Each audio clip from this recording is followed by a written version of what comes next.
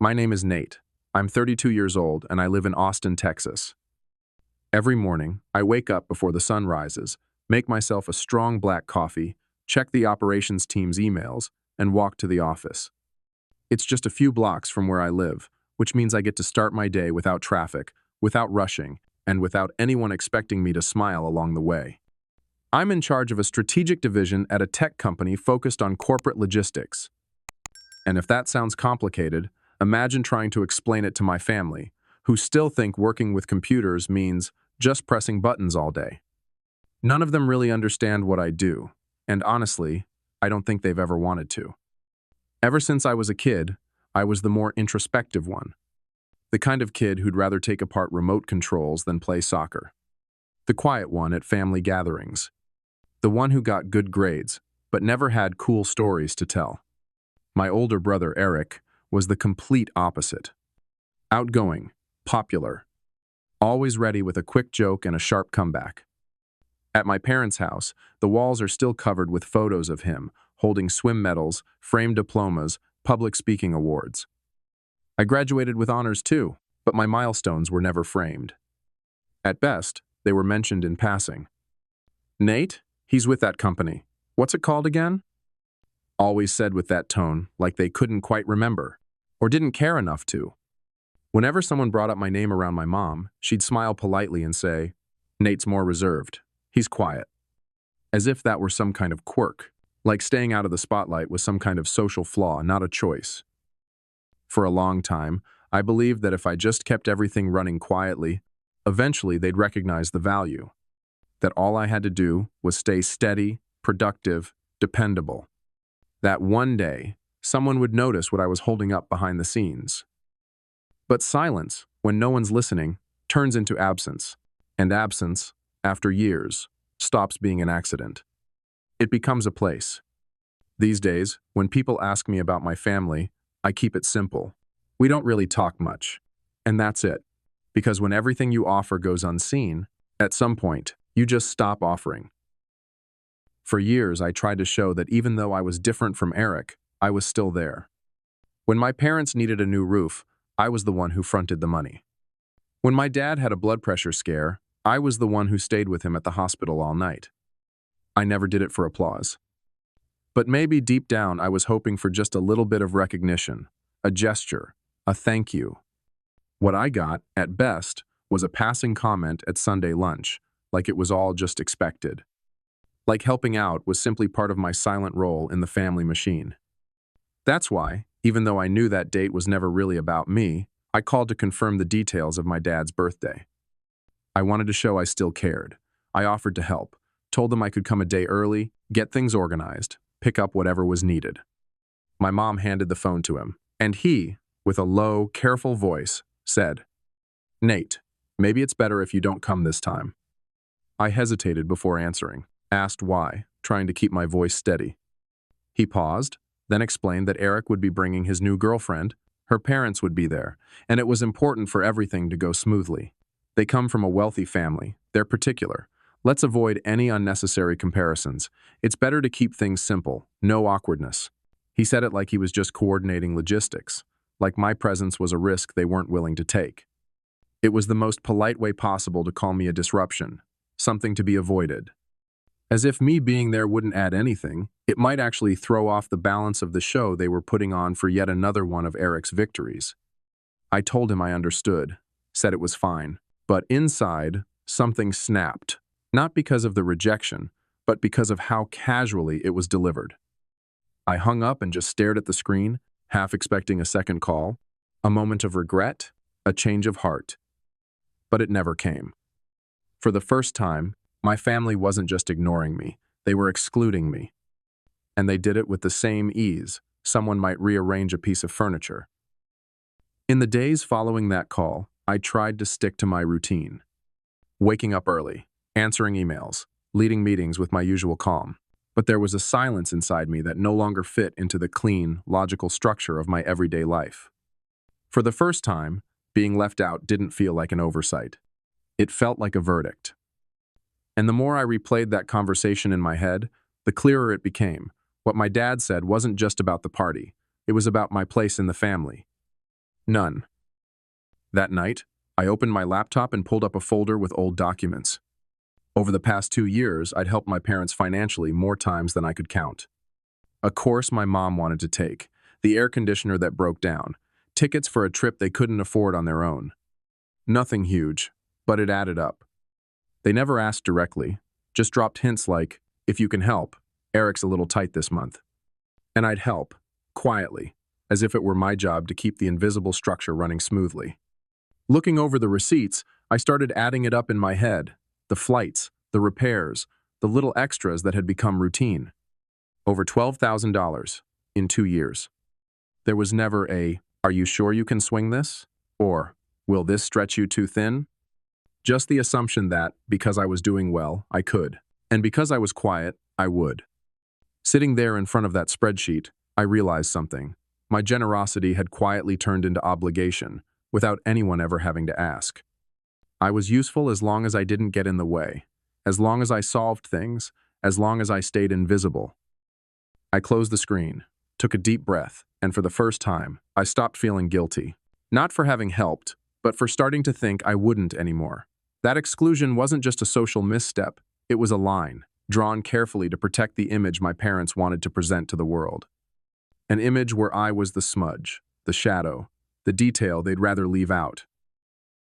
Saturday came, and with it, the silence I was already expecting. I didn't text, didn't call, didn't post anything in the family group chat. I knew the party would go on as planned, full of laughter, toasts, and perfectly framed photos. I knew my absence would be brushed off publicly, maybe mentioned between drinks as, "He's always busy." But deep down, I knew my absence wasn't a loss, it was a relief. By late afternoon, my phone buzzed. It was my dad. "The internet's down. The router keeps restarting. Can you check if there's something wrong with the account? Your mom's losing it over here." I read the message twice, no mention of the conversation from days ago. Just the same old tone, like I was still expected to fix things, even when I wasn't there, even after being so clearly left out. A few minutes later, another message. "Guests are arriving. Isabella and the Johnsons just texted. They're on their way. Try to fix this tonight if you can." It was unbelievable. I couldn't be there physically, but I was still expected to function. Still expected to put out fires for a party I'd been asked not to attend. No request, just instructions. Like I was still orbiting around their needs instead of living my own life. That evening, I realized something. The silence of being excluded wasn't what hurt most.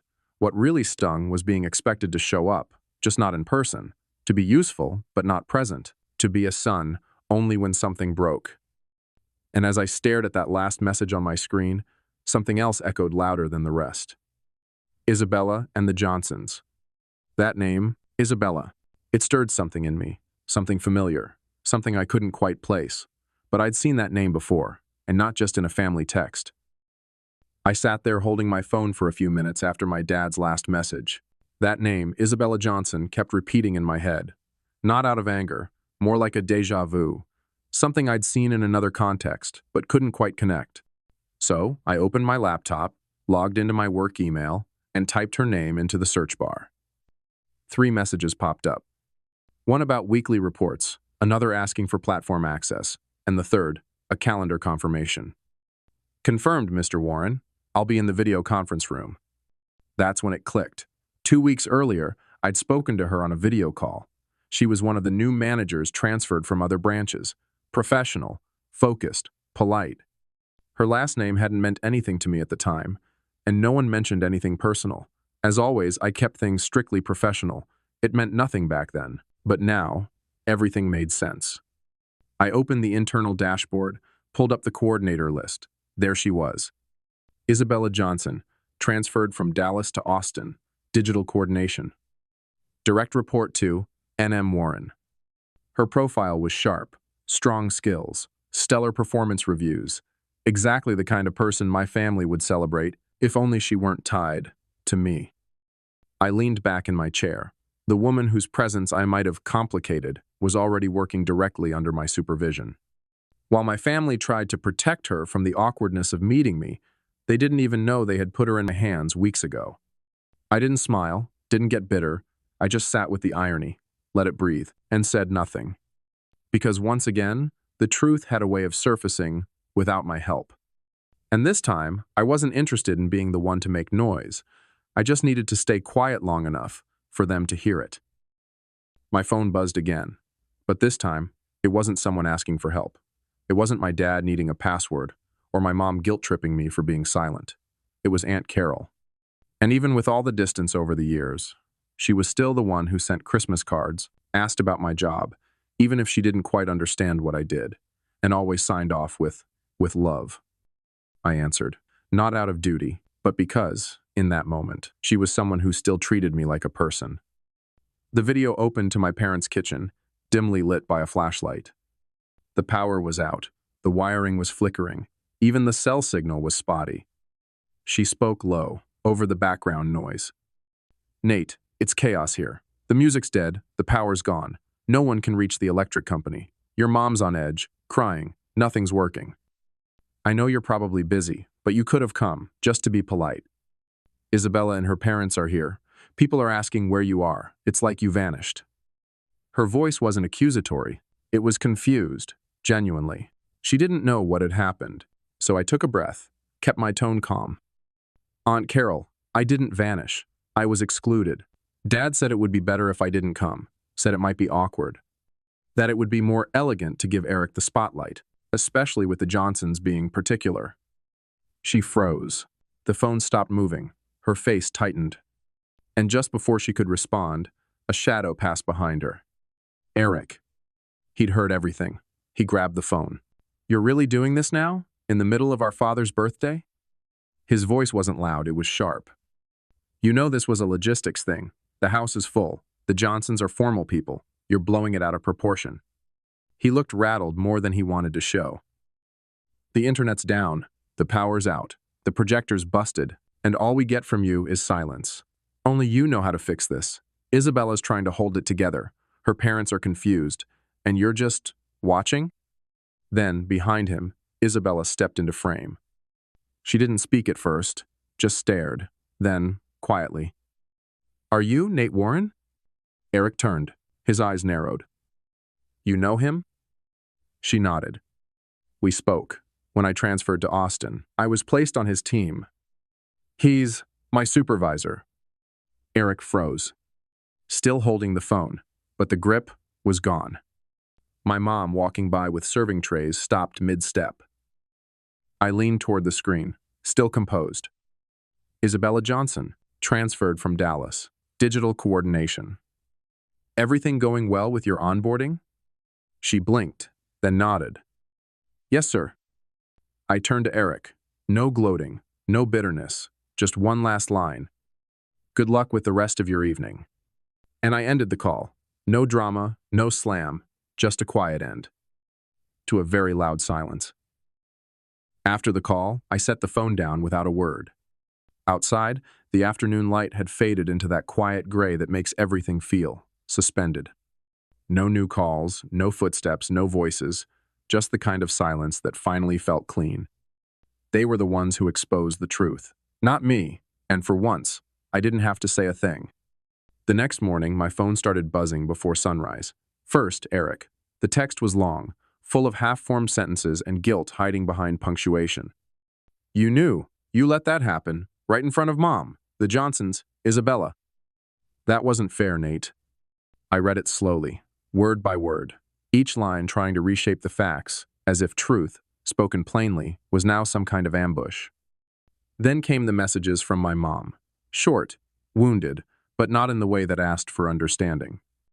Is this what you wanted? Your dad barely slept. Isabella didn't know what to say. You didn't seem like the man we raised. Not a single, are you okay? Not one question about why I didn't come, just hurt pride repackaged as disappointment. I let the coffee finish brewing before answering. Then, out on the porch, mug in hand, I finally typed back. You all knew what you were doing when you pushed me out. I just let your choices speak for themselves. I hit send, not to provoke, not to justify, just to close the loop. And no reply came. Sometimes, silence is the clearest admission of guilt. Later that afternoon, an email from Isabella. Subject, about yesterday. It was brief, professional, respectful, She said she had no idea about the connection, said it wouldn't have changed her behavior either way, apologized if her presence had added tension. I read it, twice, and realized she wasn't trying to explain herself. She was just being decent, the kind of decent my own family couldn't manage to be. I replied simply, "You've been professional from the start, and last night wasn't about you." Because it wasn't. She had only walked into a machine that was already broken long before she ever appeared. By early evening, Eric sent one more message, less defensive, more tired. "Look, I know it got messy, but try to see it from their side. They just wanted it to go smoothly. Make a good impression. The Johnsons are old school. They needed it to be perfect." He added, "You've always had your own way. You never tried to act normal. You know how hard it is for mom and dad to introduce you." I read that line twice. Act normal. That's what they'd always wanted, not me. Just a version of me they could explain. I could have written 1,000 words back. Could have told them I was always there, just never simple enough to fit their script, but I didn't reply. Because this time, silence wasn't a punishment. It was freedom. That night, I turned off the lights, closed the laptop, and sat alone with a cup of tea, not out of loneliness, but peace. But this peace didn't last long. The door buzzer rang that Sunday afternoon. I was in the kitchen, making coffee, when I heard it. I wasn't expecting anyone. But when I checked the screen, I froze. My parents, standing at the gate. No warning, no message, no apology in advance. My mom held a small shopping bag. My dad, arms crossed, staring like he'd been dragged there but still needed to feel in control. I went downstairs slowly, opened the gate without a word. "Hi, son," my mom said softly. "Do you think we could come up? Just talk." She sounded gentle, like she was choosing her tone carefully, like this was rehearsed. We rode up in silence, the kind of silence that's already full of what won't be said out loud. In the apartment, I poured water, set down 2 glasses, and sat across from them. They looked around like strangers, scanning the place like they were just now realizing I had a life they'd never asked about. Then my mom finally spoke. "About the party, maybe we didn't handle things well. Maybe we said things we shouldn't have." She glanced at my dad, then back at me. "But we don't want distance between us." For a second, it felt like regret, real, until she reached into the bag and pulled out an envelope. "We've been thinking of ways to reorganize some things. Now that we understand your position a little better, maybe you could help us. A symbolic contribution, nothing big, just to keep the house running smoothly. $2,000 a month." I didn't answer. My dad jumped in, casual, like it was no big deal. "You know how these things go. Bills pile up. We're getting older, and Eric, well, he's been through a lot with Isabella. We don't want to put pressure on him right now." "But you've got it together."